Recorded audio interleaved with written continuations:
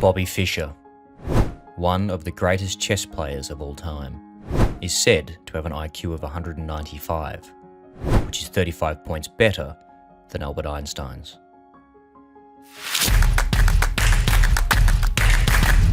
From the start, Bobby Fischer's life was a jumble of secrets and mysteries. He was the 11th World Chess Champion, possibly the best player of all time, and unquestionably one of the top in history. Why did he retire from the game after his famous match with Boris Spassky in 1972 and not play publicly for the next 20 years? What did he do over the next 2 decades? Above all, was he insane? And if so, was his genius related to his insanity? Let's find out in this video. When Bobby was born in 1943, he was technically homeless and his parents were divorced. Bobby's journey actually begins when he was 6 years old, because that's when he found the game that would transform his life. It was his sister who bought the chess set, and the two of them learnt how the pieces moved from the instructions contained in the box to begin with. It was a little of fun at first, but as time passed, Bobby's attention drifted to chess more and more consistently, and within a year, what had begun as a hobby had grown into an all-consuming obsession. His sister had mostly lost interest, leaving him with no one to play with. Not that he cared all that much, because he just played with himself. His mother, Regina, notices her son's enthusiasm for the game, but is concerned about how much time he spends playing alone. Regina put an ad in the local paper looking for potential opponents and, preferably, friends for Bobby. But what she got was much better.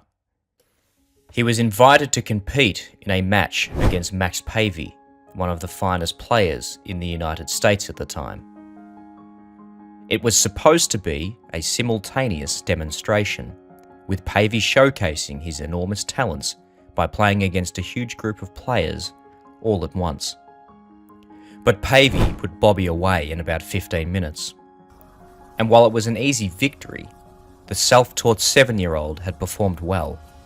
So good that the president of the Brooklyn Chess Club decided to take Bobby under his wing, providing some instruction and introducing him to his club. It was the moment Bobby had been looking for to push his game to the next level, while being surrounded by talented coaches and powerful players. He started to even get better at an almost amazing rate. He won his first event when he was 9 years old, and was quickly more than a match for the majority of the club's players, the vast majority of whom were many decades his senior. Bobby won his first major title at the age of 13 in the summer of 1956, becoming the youngest US junior chess champion in history. It was an extraordinary accomplishment by any standard, but Fischer was only getting started. By the next year, he was the youngest US chess champion in history at the age of 14, a record that still remains to this day. Over the next decade, he won 7 more US titles. By the age of 15, Fischer had achieved the title of Grand Master, becoming the youngest person in history to do so. His devotion to the game of chess was mind-boggling. He studied almost extensively and played whenever he could. He even taught himself basic Russian so that he could read Soviet chess books and publications. Boris Spassky is usually recognized as one of the greatest chess players of all time, and he was also one of the few players in global chess with a good record versus the American at the time.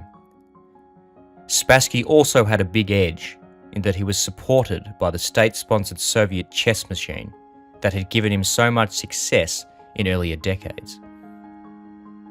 He went into the match with a team of exceptionally strong grandmasters examining Fischer's games, creating reports, probing for flaws, and planning lines of attack aimed to catch Fischer off guard.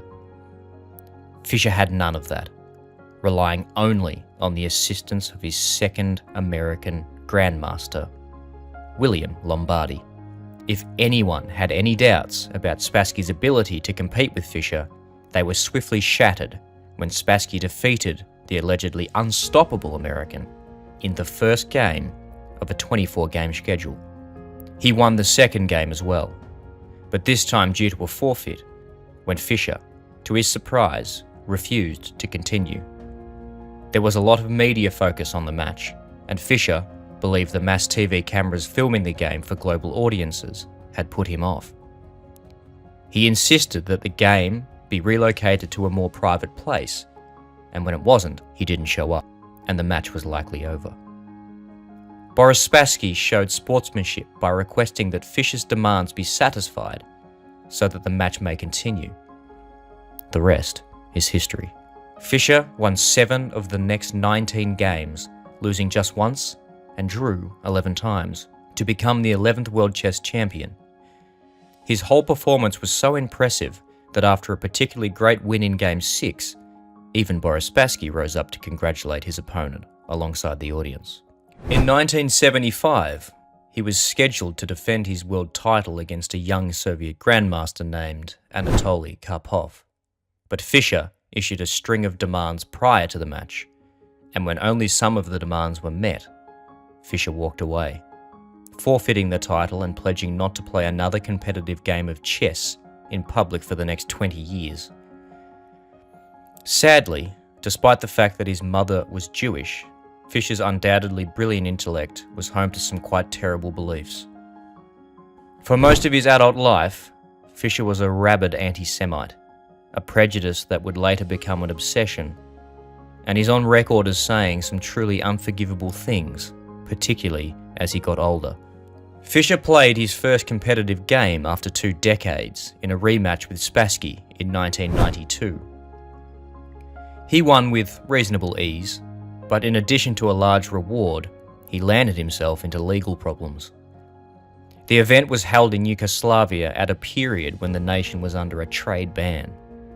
Fischer spat on a stop and desist letter issued to him by his own government in front of the whole world's press.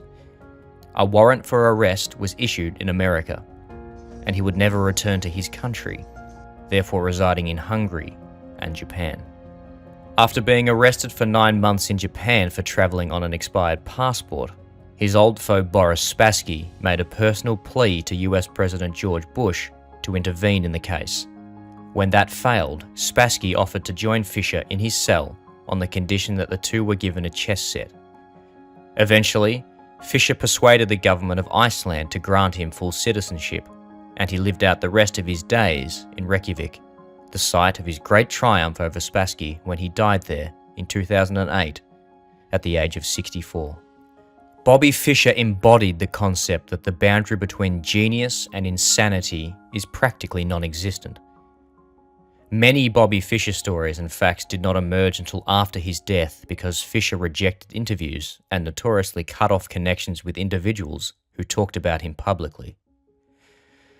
Fischer is widely regarded as the greatest chess player of all time. Untreated mental illness ultimately cut Fischer's career short while he was still in his prime. How would he have fared against Anatoly Karpov, also one of the all-time greats? We will never know. If you enjoyed this video, please make sure you subscribe and turn on the notifications bell.